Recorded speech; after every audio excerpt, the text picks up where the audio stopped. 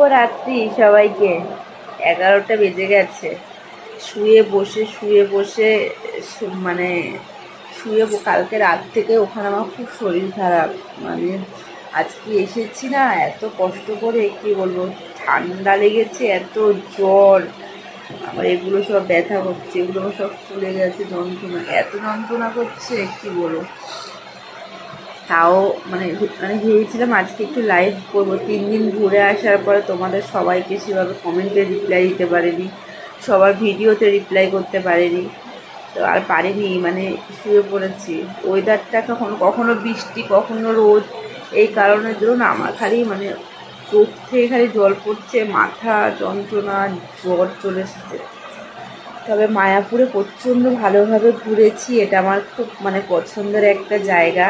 আর তারপরে ভাবলাম যে যতটা পেরেছি তোমাদের সাথে শেয়ার করেছি।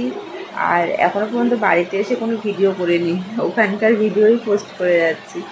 আজকে সারাদিন শুয়ে আমার চোখ খালি জল পড়ছে, মনে হচ্ছে সেই চোখ উঠলে যেরকম হয় না, কিন্তু না, এগুলো ঠান্ডা লেগে আমার আমার ভিতর দিকে কষ্ট হচ্ছে।